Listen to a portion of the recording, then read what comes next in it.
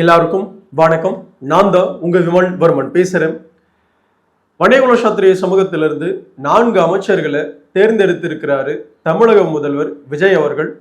தமிழக வெற்றி கழகத்தின் சார்பாக 2026 சட்டமன்ற தேர்தலில் 22 வன்னிய வேட்பாளர்கள் அறிவிக்கப்பட்டாங்க. அந்த 22 பேர்ல 13 பேர் வெற்றி பெற்றார்கள். அந்த 13 பேர்ல 4 பேரை தற்பொழுது அமைச்சர்களாக தமிழக வெற்றி கழகத்தின் சார்பாக முதல்வர் விஜய் அவர்கள் அறிவிப்பு செஞ்சிருக்கிறாரு. உண்மையாகவே இந்த விஷயம் பல வன்னியர்கள் வரவேற்கிறாங்களா இல்ல வரவேற்கலையா, இந்த விஷயத்தை எப்படி பார்க்கணும் அப்படின்ற விஷயத்துக்காகத்தான் இந்த காணொலியை பதிவு பண்ண விமலவர்மன் வந்திருக்கு. உண்மையாகவே தமிழக வெற்றி கழகத்தின் சார்பாக 4 அமைச்சர்கள் உருவாகி இருக்கிறாங்க. அதுவும் புது முகங்களாக உருவாகி இருக்கிறாங்க. அவர்களுக்கு மிகப்பெரிய ஒரு வாழ்த்துக்களை பார்த்தீங்கன்னா வன்னியர் சமூகத்தின் சார்பாக நம்ம தெரிவிச்சுக்கணும். அதே சமயம் அந்த 4 பேருமே பார்த்தீங்கன்னா பொது சனங்களால தான் தேர்ந்தெடுக்கப்பட்டிருக்கிறாங்க, வன்னியர் சமூகத்தால தேர்ந்தெடுக்கப்படலை.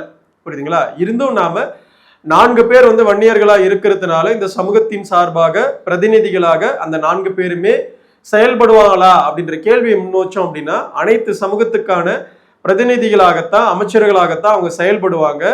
இருக்கும் பட்சத்திலே பார்த்தீங்கன்னா அந்த 4 பேர் வன்னியர்களா இருக்கும் பட்சத்துல தான் நம்ம இதை பதிவு பண்றோம். புரியுதுங்களா? இது பொது சனங்களுக்கான விஷயம் மட்டும் கிடையாது. வன்னியர் சமூகத்திலிருந்து 4 பேர் தேர்ந்தெடுக்கப்பட்டிருக்காங்கன்ற ஒரு சின்ன ஒரு நாலேஜ் ஒட்டுமொத்த வன்னியர்களுக்கும் போய் சேரணும் அப்படின்ற நோக்கத்துக்காக மட்டும்தான் இந்த காணொலியை நம்ம பதிவு பண்றோம். ஏன்னா ஒவ்வொரு சமூகத்திலிருந்து பார்த்தீங்கன்னா குறிப்பிட்ட அமைச்சர்கள் பார்த்தீங்கன்னா தமிழக வெற்றி கழகத்தின் சார்பாக அறிவிக்கப்பட்டிருக்கிறாங்க. அதுல குறிப்பா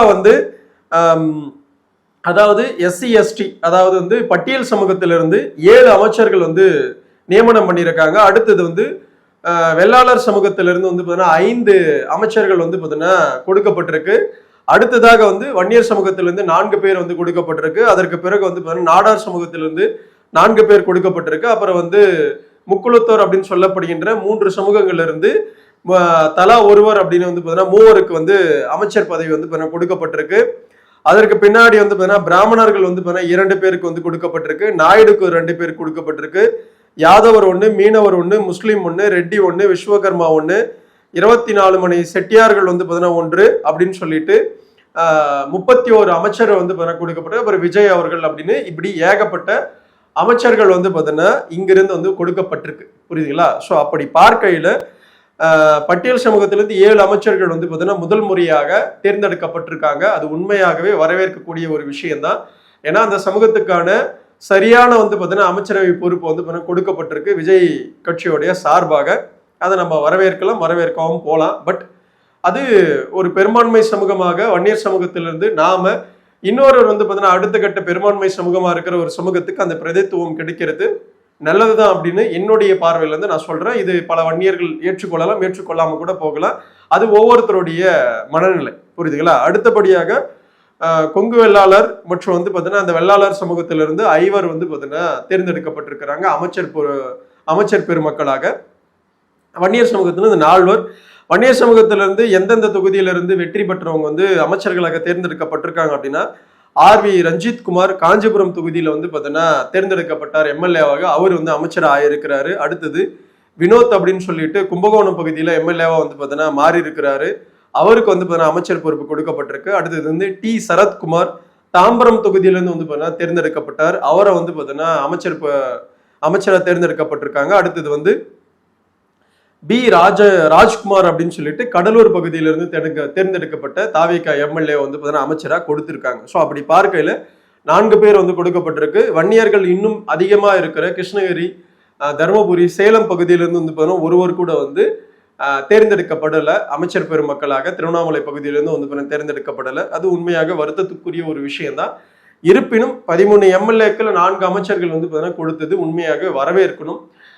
திராவிட கட்சிகளை போல தமிழக வெற்றி கழகத்தின் சார்பாக இப்படி ஒரு விஷயத்த செய்வார் அப்படின்னு எதிர்பார்க்கப்படலை. திராவிட கட்சிகளை போல பார்த்தீங்கன்னா வன்னியர்களுக்கு ஒரு மிகப்பெரிய ஒரு அல்வா கொடுக்கப்படலாம் அப்படின்னு யோசிச்சிருந்தோம்.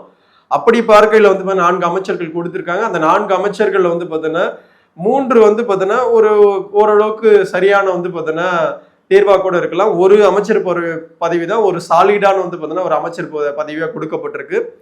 வரவேற்கலாம். இந்த 4 பேர் அப்படின்றது பார்த்தீங்கன்னா உண்மையாகவே வரவேற்கக்கூடியது. அதே போல சபாநாயகராக கிறிஸ்துவ வன்னியர் பார்த்தீங்கன்னா தேர்ந்தெடுக்கப்பட்டிருக்கிறார். அவர் வன்னியர் சமூகத்துல நம்ம கணக்குல வைக்க வேண்டிய அவசியம் இருக்கா இல்லையான்றது ஒவ்வொரு வன்னியர்களும் முடிவு பண்ணிக்கோங்க. ஸோ அவர் வன்னியர் அப்படின்ற ஒரு கணக்கில் வச்சோம் அப்படின்னா சபாநாயகர் அவர்களை வந்து பார்த்தீங்கன்னா வச்சோம் அப்படின்னா ஐவர் வந்து பார்த்தீங்கன்னா தமிழக வெற்றி கழகத்தின் சார்பாக முக்கிய பொறுப்புகளில் வந்து விஜய் அவர்கள் வந்து பார்த்தீங்கன்னா ஒன்று கொடுக்கப்பட்டிருக்காங்க. ஸோ கண்டிப்பாக வன்னியர்களை வந்து பார்த்தீங்கன்னா தமிழக வெற்றி கழகத்தின் சார்பாக ஒரு 50 பேர் வந்து எம்எல்ஏக்களாக அடுத்த தேர்தலில் வந்து கொடுப்பதற்கான எம்எல்ஏ சீட்டுகள் கொடுப்பதற்கான வாய்ப்புகள் அதிகமாக ஆச்சு அப்படின்னா கண்டிப்பாக வந்து பார்த்தீங்கன்னா அடுத்த முறை வந்து அவங்க வெற்றி பெற்று வந்தாங்க அப்படின்னா இன்னும் வந்து 2 அல்லது 3 அமைச்சர்கள் வந்து பார்த்தீங்கன்னா தேர்ந்தெடுக்கப்படுவதற்கான வாய்ப்புகள் அதிகம். ஸோ இந்த நேரத்தில் வந்து நான் என்ன சொல்ல விரும்புகிறேன் அப்படின்னா பாட்டாளி மக்கள் கட்சியின் சார்பாக நாம சரியான வந்து பார்த்தீங்கன்னா அவர் அரசியலை முன்னெடுக்கணும்.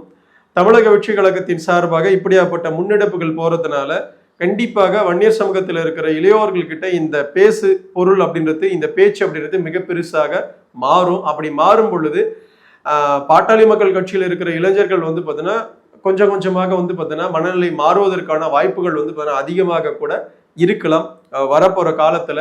அப்படி இருக்கும் ஒரு சூழல்ல பாமக கண்டிப்பாக ஒரு நல்ல ஒரு முன்னெடுப்பு எடுக்கணும். இளைஞர்களை நோக்கி வந்து பார்த்தீங்கன்னா பல பொறுப்புகளை வந்து பார்த்தீங்கன்னா கொடுக்கணும். குறிப்பா கிராமப்புறங்கள்ல இருக்கிற வன்னி இளைஞர்களை நோக்கி வந்து பார்த்தீங்கன்னா பதவிகளையும் பொறுப்புகளையும் பல விஷயங்களை வந்து நல்ல முறையில செயல்படுற அந்த பிள்ளைகளை இளைஞர்களை வந்து பார்த்தீங்கன்னா பாட்டாளி மக்கள் கட்சி தலைமை வந்து பார்த்தீங்கன்னா தேர்ந்தெடுத்து அவர்களை வந்து அடுத்த தேர்தலுக்கான ஒரு முன் உதாரணமா அவங்க எல்லாம் உருவாக்கணும். அப்படி உருவாக்கினா மட்டும்தான் பாட்டாளி மக்கள் கட்சி அப்படின்ற வந்து பார்த்தீங்கன்னா அந்த கட்சி இன்னும் வந்து சிறப்பாக அடுத்த தேர்தலில் வந்து பார்த்தீங்கன்னா நிலைச்சு நிற்க முடியும். அப்படி இல்லை அப்படின்னா கண்டிப்பாக வந்து வன்னிய இளைஞர்கள் கிட்ட பாமகவுடைய வந்து பார்த்தீங்கன்னா அந்த விஷயம் வந்து பார்த்தீங்கன்னா மெல்ல மெல்ல குறைவதற்கான வாய்ப்புகள் அதிகம். ஏன்னா எம்ஜிஆர் வந்தபோது வந்து பார்த்தீங்கன்னா எப்படி வந்து வன்னிய இளைஞர்களா அப்போது இருந்த ஒரு பெரும் கூட்டம் வந்து பார்த்தீங்கன்னா அவருடைய அந்த சினிமா மோகத்தின் பால் வந்து எப்படி அதிமுகவிலையும் ஃபர்ஸ்ட் திமுகல சேர்ந்தாங்க.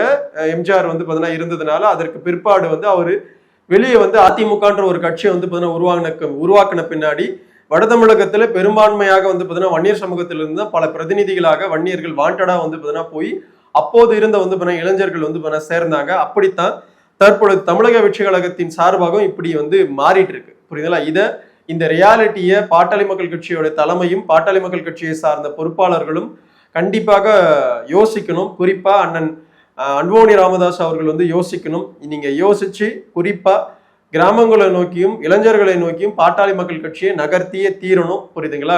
நம்ம ஒரு கூட்டம் போடுறோம், ஒரு இடத்துல பேசுறன்ற இடத்துல தாண்டி இதை அடுத்தடுத்த கட்டங்களுக்கு வந்து பார்த்தீங்கன்னா எடுத்துட்டு போகணும். அப்படி எடுத்துட்டு போனாதான் பாட்டாளி மக்கள் கட்சின்ற வந்து பார்த்தீங்கன்னா ஒரு கட்சி இன்னும் சாலிடா அடுத்தடுத்த தேர்தல்களை நாம நிலைச்சு நிற்க முடியும். அப்படி இல்லை அப்படின்னா ரொம்ப கஷ்டம்தான்.